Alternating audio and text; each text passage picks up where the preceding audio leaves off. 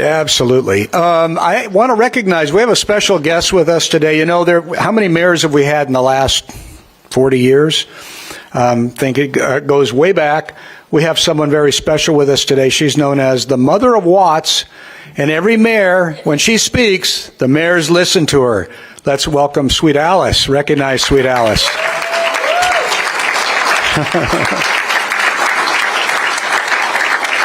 Okay, moving along, and our next presenter is Russ Lesser, and Russ has also been a friend of the Settlement Project from the beginning. So Russ was raised in Manhattan Beach, close to the water, and he remembers body surfing and riding waves on inflated pillows. I never tried one of those. Russ in 1962 struck up a friendship with Bill and Bob Maristrell, legendary brothers who owned a shop called Dive and Surf in Redondo Beach. At that time, Russ was attending California State University at Long Beach with the aim of becoming an accountant. They became friends. They told Russ that when he became a CPA, they would give him accounting work. Russ recalled they did in 1966. Years ticked by, and Russ got involved in civic affairs. He was elected to the Manhattan Beach City Council in 1978, and then again in 1982, served as mayor for 2 years, and was also elected to be a member of the 66th Assembly District Republican Central Committee. He has been a supporter of Tech for America and a strong advocate. Teach for America, but there's some tech in there too, isn't there, Jack? And he's been a strong advocate for public schools in Manhattan Beach and elsewhere. Let's welcome Russ.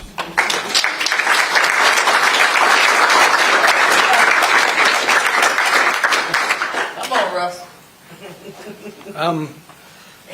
Oh, there it is. Thank you. Whoop. Right here. Thank you. At first, I'm wondering, why am I here? And I figured, well, maybe I'm the only token male invited. And then Larry showed up. Okay, well, that's not it. Well, maybe I'm the only person here that's not involved in education. So that must be the reason I'm here. And my background is I was raised in Manhattan Beach. My grandfather actually bought the house I grew up in Manhattan Beach in 1917. Paid $1,000 for it, it's close to the beach, and for years he complained he got ripped off. And, I haven't checked real estate lately, but I do believe I could make a profit if I sold it. And I got involved in the community because my wife and we just celebrated our 60th anniversary, and we're very proud. We have 3 grown kids. Our oldest son is an assistant U.S. attorney. Our youngest son is a geologist, and our daughter in the middle raises German shepherds and trains them for police work. So we're real proud of them. We've got 6 grandkids, and they all live within 15 minutes of it, which is great. And I think one of the reasons is I saw a bumper sticker that says, money isn't everything, but it helps keep the kids close. Anyway, I'm going to digress a little because we live in very frustrating times in California. And serving on I was elected to the 66th Republican Assembly District in 2020. And it was very frustrating because I did an analysis of the 2020 election in California. And I think there were either 10 or 12 ballot measures on the ballot. And in our area, the 66th Assembly District, we voted the Republican position on 10 out of the 12. And then we voted all Democrats in office who would put this stuff on the ballot that we can vote against because we don't believe in it. And it's very frustrating because people tend to vote their brain on initiatives, but they vote their tribe, and somehow we need to change that. So anyway, I was asked to speak, I think, because I got involved in the education system when a bunch of parents came to me and were complaining about what was going on. Because I was raised in the Manhattan Beach school districts, and I got a great education. And I think I went through the entire education without learning what political party my teachers belonged to.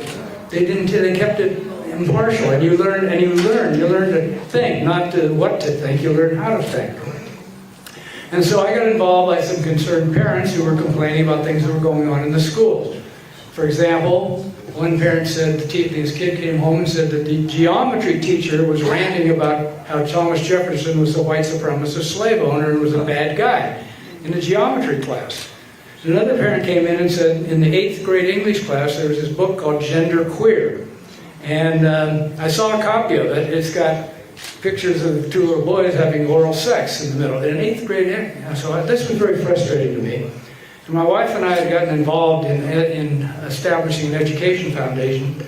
We helped kick off the endowment fund with a pretty good contribution. And so I called the chairman of the Ed Foundation and I said, I'm really concerned about what's going on.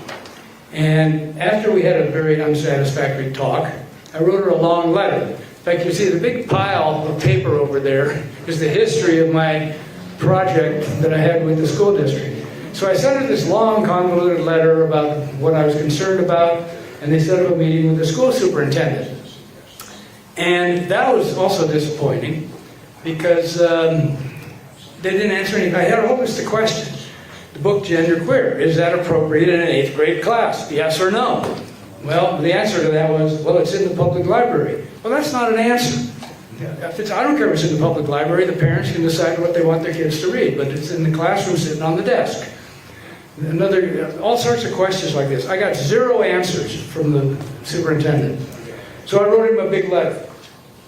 And I got back nothing answered. And so I sent another response, and that didn't get much of an answer. So we said, okay, we got to change the school board. So we got a really good guy to run for school board, named Mike Welch. And he got sabotaged and he lost. But Mike's here today to explain what he's going to do about that. So Mike. Thank you, Mike. Take over. By the way, before I give it to Mike, times have changed a lot, because when I was on the city council for 8 years, we always had a Republican businessman majority. And for most of it, we had 5 Republicans. So times have changed in our town, not for the better. But I think you'll find what Mike is doing is extremely interesting. So Mike, like many of us, he was distressed. He was going to run for the school board. He lost. But his motto is, if you can't join them, beat them. So he spent the last 2 years developing a classical school. And he's going to talk about what his ideas are. So thank you.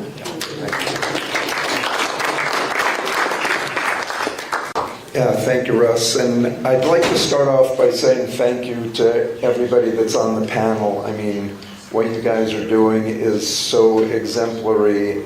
And I tried doing what you're doing, but I'm older than you, and I decided to take another path. As Russ said, I ran for the school board in Manhattan Beach in 2022.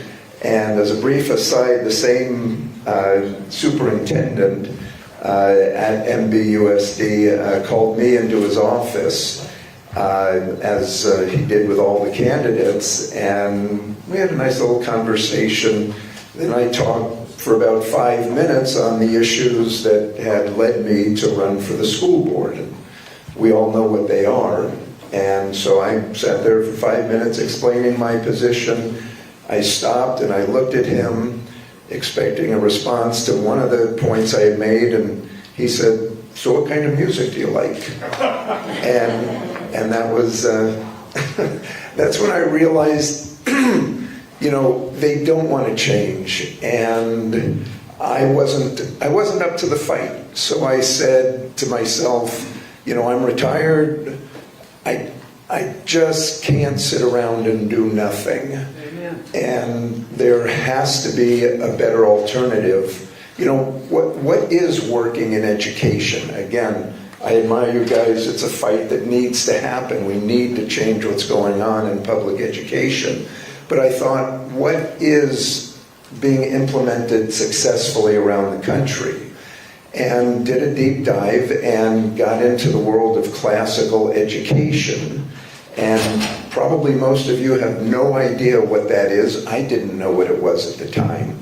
But I haven't met most of you in the room, but I can guarantee you, if you were to design an educational system for children, this is what you would come up with. It's been around for over 2,000 years. It's the fastest growing segment in education nowadays, where public education is decreasing, classical education is growing. To paraphrase Plato, the highest goal in education is to be good both intellectually and morally. And that's really what classical education is about. You know, educating the students, building good character, learning the importance of citizenship, and every one of these things that we've heard about today, the horror stories, none of them will take place in a classical education classroom. So I'd like to introduce, we stole the very best head of school that we could find.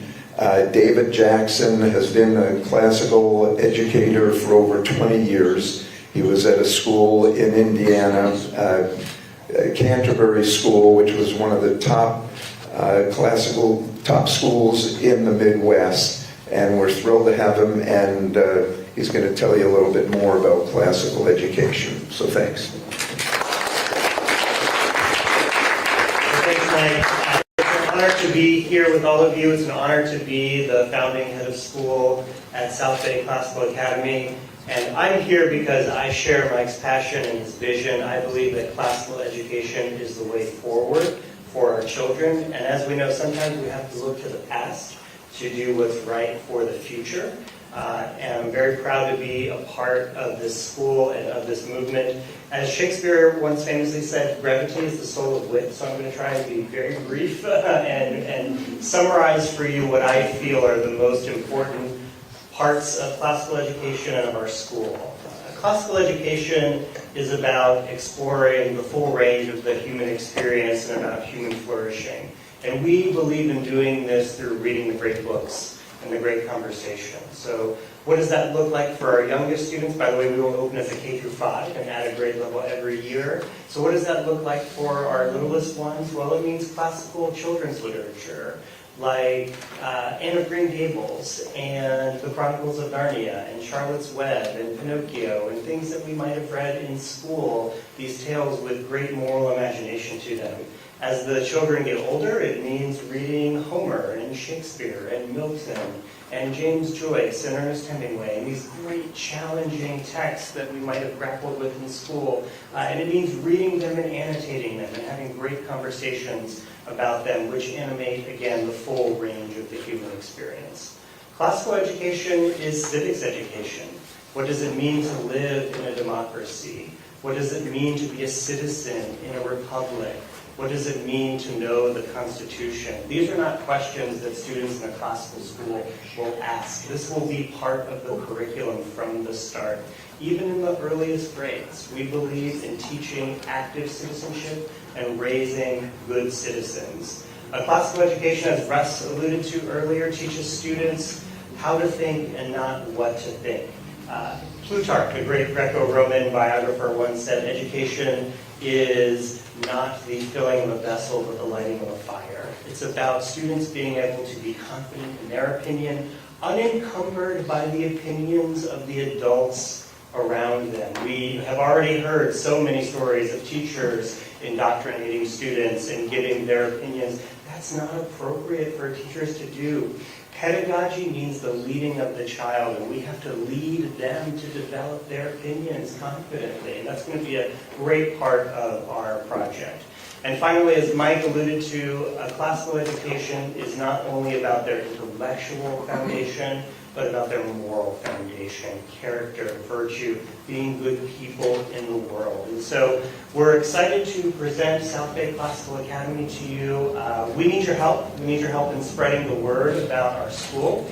If you know of parents who have young students in the South Bay, we'll be opening next August in El Segundo at a great location. And please come by our booth, our table there, grab some of our information. We'd love to talk with you further. But thank you for this opportunity to share our mission and vision with you today. Thanks.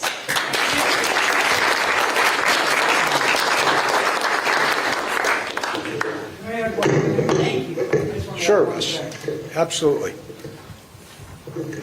For years, for decades, people moved to Manhattan Beach because of the quality of the schools. And I did an analysis, and up through 2010, over 90% of the kids of school age attended Manhattan Beach Public Schools.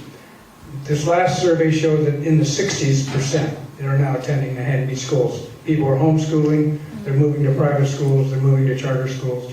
And I think this is going to be a great success, what they're trying to accomplish. Anyway, thank you.